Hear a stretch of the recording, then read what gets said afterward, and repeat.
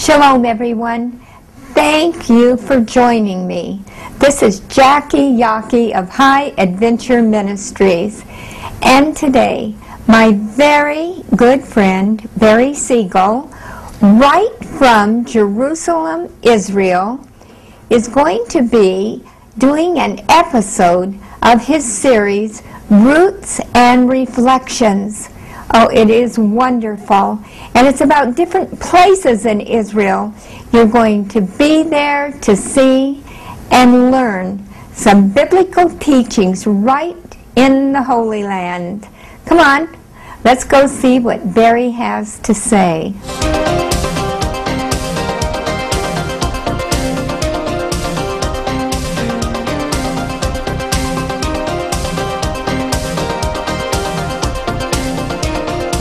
Shovel in the ground anywhere around Jerusalem, and it's amazing what archaeologists will discover, such as this Hasmonean wall behind me dating back to the 1st century BC. You know, I've been curious, what was life really like in Bible times? How did people live? What did they do? In this Roots and Reflections, let's go take a look. I hear Abraham lives here, at the house of Abraham, Beit Avraham. Let's go check it out. It's time to go back in time as it was in the Bible land. Abraham? Avraham! Hi, how are you? Good, shalom. Shalom, shalom. I've come to go back in time. Wonderful. I have a wonderful place to stay. You've been on your way for a long time? A long journey. Wow. Let's go.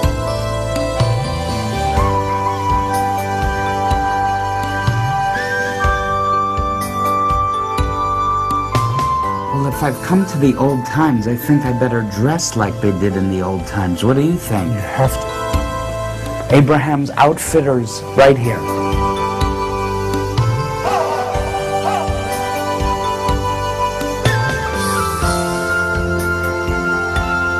Right? All right. I have a mirror if you want to see. Excuse me. What do you think? I think it's cool. Now the question is, do you feel different? I think with the smells and the sights and the sounds, I will absorb it as we walk through time. You should, because your roots are here from thousands of years ago. All right. You have to reflect on your roots. I see all these many items that obviously are from ancient times, and it just makes me wonder, how did they live in Bible times? What was it like living in the land of the Bible? For instance, oh, a snake! What is this doing here? Oh, my briefcase.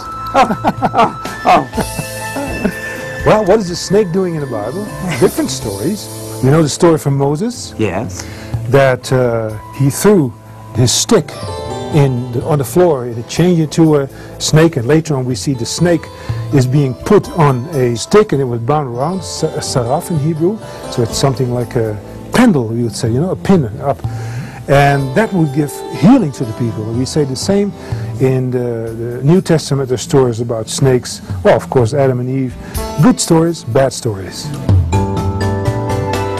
In the Bible they had toothbrushes, and toothbrushes were parts of roots of short bushes, and it was very simple to take off, to peel off the bark, so to say, and you end up with on one side a pointer, and if you turn it around, it has a flat side. You can see where the teeth are being brushed with, and they use something like a chalk stone. You see it's getting white. You see your fingers, and then they use plants with etheric compounds. It's called Achillea, or the wormwood family. They're bitter, but they really do a good cleaning job. So then this was actually keeping people's teeth for most of their lives. Right. Plus the fact that they didn't use so much sugar or other stuff. But this chalk-like substance almost reminds me when sometimes people use baking soda, I believe. Yes. So you can get those in soft, medium, and hard. Exactly, yes. But you pay for it, you know? That's the kind of thing. So let me ask you, back in Bible times, your time, how did you light a fire? You didn't have a barbecue grill, you didn't have a microwave oven. Then how did you cook?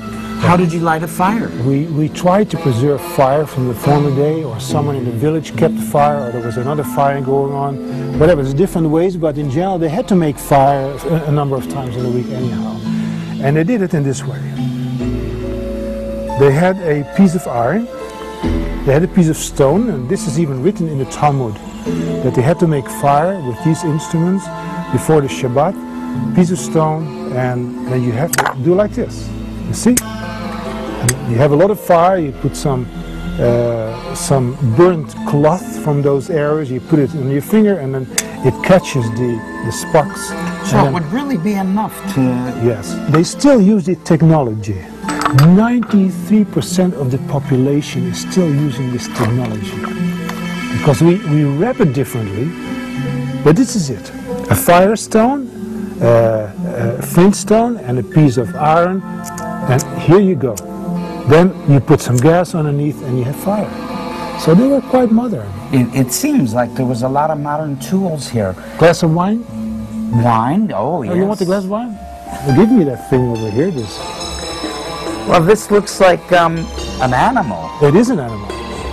And many people think it's a pig. It's not. It's the skin of a sheep or a goat. They fill it, they close it around the legs, and then they have the neck is open, and they fill it with either wine or water or oil, or they use it like this one for milk. This is the milk machine, this is the yogurt machine, this is the cheese machine, or anything machine. You mean they butter. used to churn butter in Yes, here? correct. How would they do that? They start with putting some milk in the animal. Right. They leave it for a day in the sun till it rots. Ah, it's horrible. The stench of it. They leave it even for 2 days. It's so sour. Then one morning they fill it up and they shake it for 2 hours. 2 hours? 2 hours. Who's shaking it? Women only. Men sit in the gates, drink coffee and talk, make war and peace. Ladies, I think life has changed for the better since then. For them, yes. For us, I'm not so sure. But So, what would you do? you shake it, and with the old, let's say, rotten milk, you have a fermentation process, and you get, first of all, yogurts. If you filter it more, you get cheeses, light cheeses. You filter more, you have hard cheeses, and the butter, of course, comes up. So you drunk your milk, your yogurts, lukewarm. It's not so nice like today. Have a cool drink from the So they would put water, wine, oil, juice, beer. beer. Yeah, they made beer. There was beer in Bible times? Yes. So a guy There who was wanted to drink beer used to just, instead of take a bottle, he'd take one of these. So it's a shake, rattle, and roll, literally. Or shake, rattle, and drink. Yeah, for sure. Yeah. Wow, that's amazing. So Yeah. that was pretty much standard equipment in those days. It definitely was, and you know, like every thing, you could have a leaking bag. So what they put a small stone on the inside, and they tied a knot around. So this is how they closed leaking. Well, that brings up a good question then. There's a scriptural reference to new wineskins and old wineskins. What exactly did that mean? We take another one. This is a very old one, and listen if I do this. The old one has hardened so badly that if you put something wet in there, oily, it starts to soften. But the old ones are getting so hard, and you see what's happening. It's cracking. Right. It simply bursts. So this is the difference between the old and the young wineskin. It's a matter of time. And it even says, the prophet said, you guys look like an old smoked wineskin. They were hanging it in the house, and there was a fire in the house, which made it dry and dirty. Like a dried prune. Schmartut, how do you say? It's like a rag. rag. Right? So the lesson is that we should stay as a new wineskin. Yes. That means that you have to be cleaned all the time. Be refreshed and renewed. Better to be a new wineskin than an old wineskin. Join Jackie Yaki and High Adventure Ministries as they embark on a journey of a lifetime to Israel. Take a boat ride on the Sea of Galilee and be baptized in the Jordan River. Travel to Masada, Nazareth, Mount Carmel, Caesarea, and Bethlehem, the birthplace of Christ. Then walk where Jesus walked as you explore the magnificent city of Jerusalem. Spaces limited, so call 1-800-517-HOPE. Make plans to attend today. That's 1-800-517-4673. Come and take the balagan, the garbage out. Boy, some things just never change through the centuries. I've got to throw out the balagan, the garbage. That leads us to the word of the week. Balagan! Balagan is our word of the week. It's a Hebrew word borrowed from Farsi, the Persian language. In ancient times, after the night's refuse and waste, they would throw out the garbage in the morning over the balcony. And when they did that, they would warn the people below, yelling, Balagan! That is our word of the week.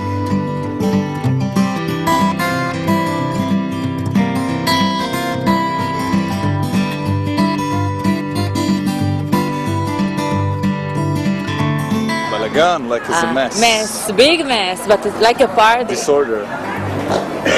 Balagan. Chaos. A big mess, just everything all smushed together. So that's what balagan is most commonly known as. It's like chaos. Yeah, like, oh, there's such a balagan in my house. Like, there's so much chaos going on in my house right now. Balagan, it's mess. Mess. Big mess. All over the world, mess. A mess. Crazy mess. Big ball of yarn all tangled, no way of getting the knots out. Chaos and confusion. Balagan. Balagan is when things are abnormal. When things are... Nathan, what is balagan? Not organized. How would you say balagan, like when would you use the word? Balagan mess. Balagan. Balagan. This is balagan. Balagan بعربية زي فوضى. Balagan in Arabic is fawda. It's the same thing as Hebrew. When people break the law, in Arabic it means a lack of security. There are thefts. A land without law and order. Is this, by any chance, was this a helmet for war? Correct. So this is quite heavy to go to battle with, but you could... That's absolutely not. This is what they call a plowshare. A plow. And it's all hand beaten. It's not welded. And this is a very large one. Hold it for a minute. Here we have a very small one. You see, there's a huge difference. And the difference lies in the fact that most of the area of the terraces in central and north Israel is very rocky, full of stones. So you have to use a small plow because otherwise the resistance is so high, while in the valleys the soil is softer, so it can plow more and wider furrow, and you use a bigger one. The saying in the Bible to beat your sword into plowshares, you see the same idea of a sword. Right. You can make this longer, whatever you want. Now I hear we can go back into the secret places of ancient times, and I think you're hiding something in the caverns here. You want to see it? I want to see.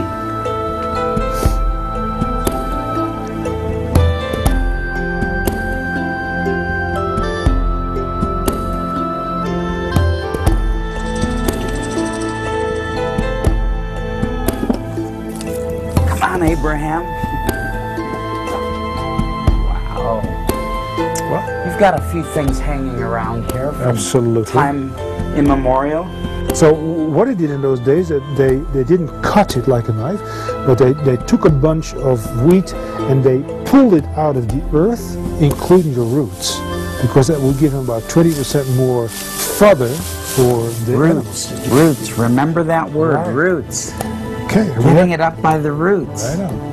So people were reflecting on the economic situation and on here. This is of interest. Any idea what it is?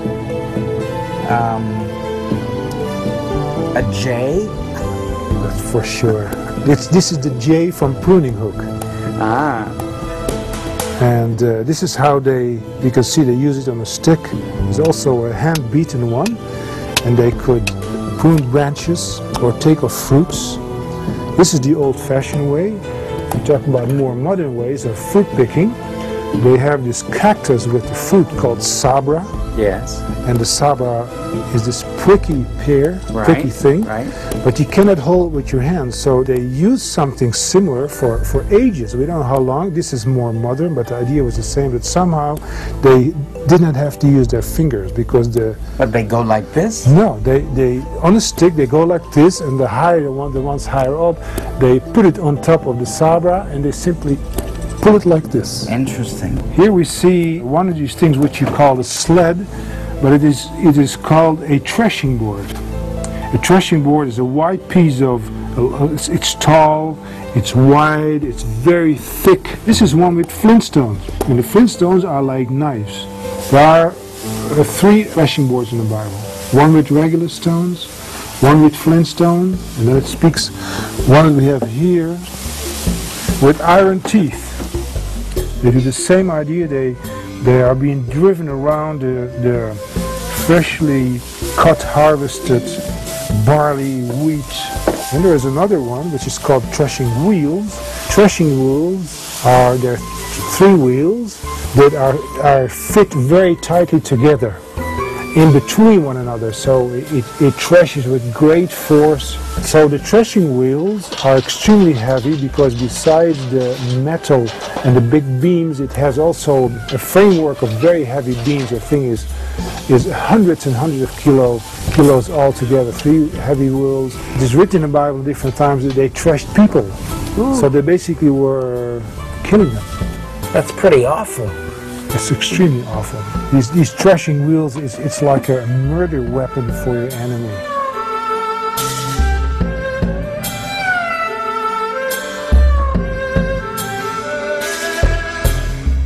Talking about the winnowing fork, it's a very interesting instrument to separate the good grains from the chaff, from the things that you burn, you don't need anymore.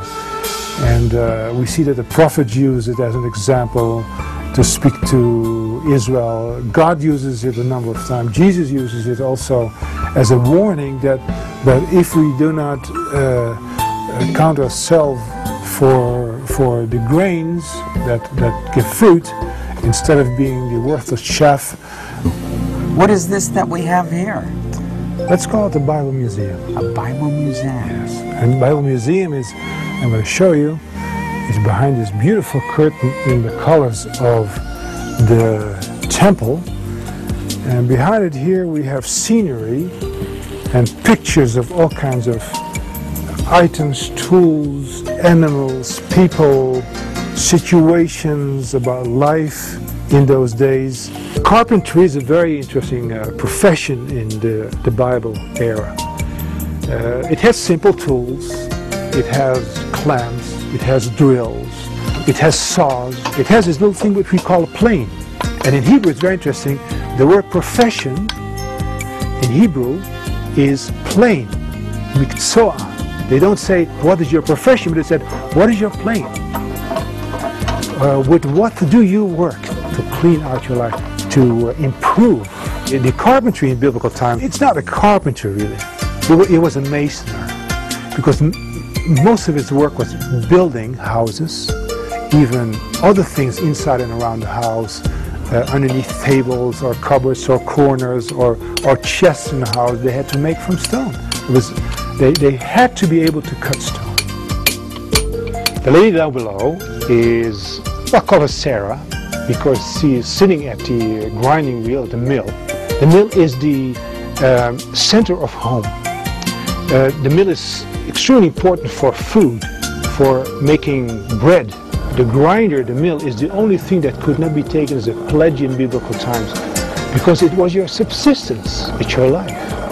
And the grinder plays a wonderful role because it grinds the different kinds of wheat, I mean the grains like the wheat and the barley, but it also does the cardamom. Many other things are ground like lentils And it's very important, but from that they made all kinds of breads and cakes and soups.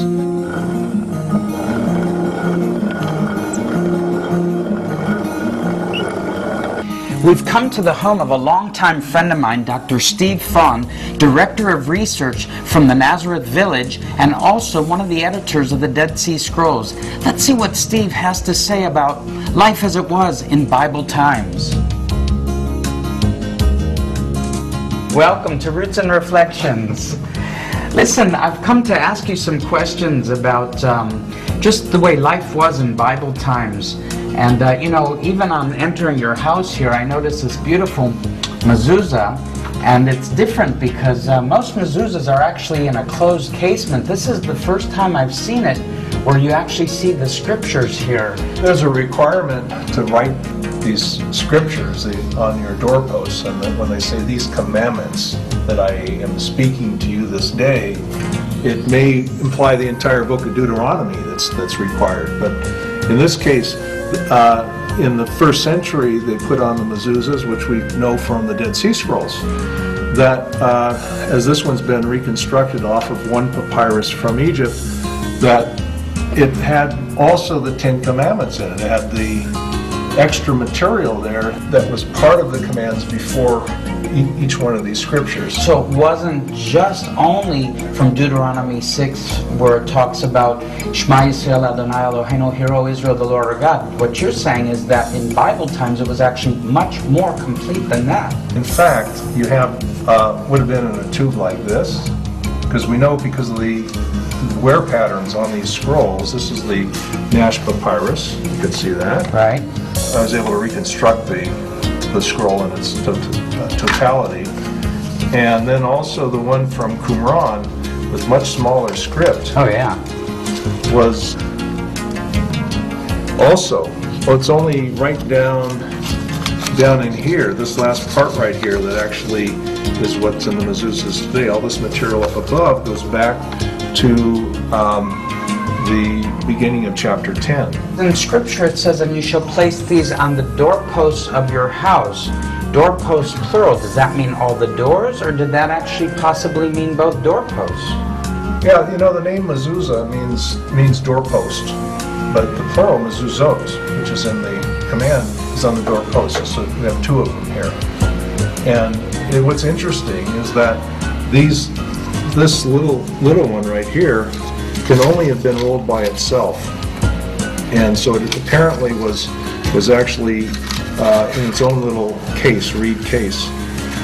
And went from that, we can actually think that it implies that we actually had two of them, one on one door and one on the other, so that when people walked out, they maybe would be touching two doorposts as they were going through. But it had the intention that they were actually surrounded with the rules as they were going in and out of their houses, as they were obedient to God in their daily lives. And then you shall write them on the doorposts of your house and on your gates. And then again in Deuteronomy 11 it says, and it shall be that if you earnestly obey my commandments, which I command you today, to love the Lord your God and serve him with all your heart and with all your soul. And again, and you shall write them on the doorposts of the house, your house, and on your gates. That's fascinating. Right. Well, this is really great to have discovered a first century mezuzah at Qumran. There's several of these, but this was the more complete one, which we were able again reconstruct to its full form. And then the casing use that oftentimes was used was this type of reed, a piece of reed, and it could be either implanted in the plaster or as it does say, it's supposed to be affixed to the doorpost of your house, or it could be left on the surface like they have, like it is here. Now you can see that here we go back to the New Testament. We have the story of Zacharias, the father of John the Baptist, and he is already struck dumb, and so he has to motion for a wax tablet to be brought to him, which we have one here today, in which case he would write on it, for example, These things tend to be written over and then wiped clean with a hot iron. They would write something like Shemo, wet it like she does. Shemo Yochanan. His name will be called Yochanan. His name is Yochanan. And so this is a way in which they used to write temporarily. And then afterwards, after dictation was taken, then it would be put onto papyrus. Now, we can't say that all of Jesus' disciples were all sitting there with their wax tablets, but there very well could have been people in the crowds when he was teaching that were taking some notes.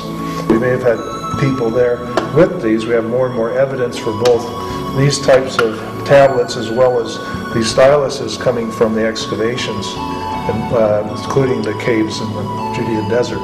So now this has actually been discovered, so it is confirmed that this confirms also what we see in the painting from Pompeii. Yes, absolutely. She has a wax tablet here, which has 3 leaves in it and wax on it, and then has a stylus that she's holding up to her mouth. Well, that's like her PDA you're talking about. And we have another one also that where the woman is actually holding this up to her mouth. Thank you for being with us in Roots and Reflections, our program from Israel, bringing you insights to the land of the Bible, its history, natural beauty, people, food, tourism, and much more.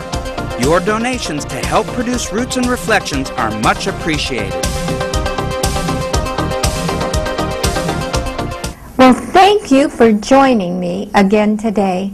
That was wonderful. I also want to thank my good friend Barry Siegel, the president and founder of Joseph's Storehouse. He's our partner and friend. Now listen, let me remind you, the Bible says, for all those who want to prosper and who will prosper, pray for the peace of Jerusalem.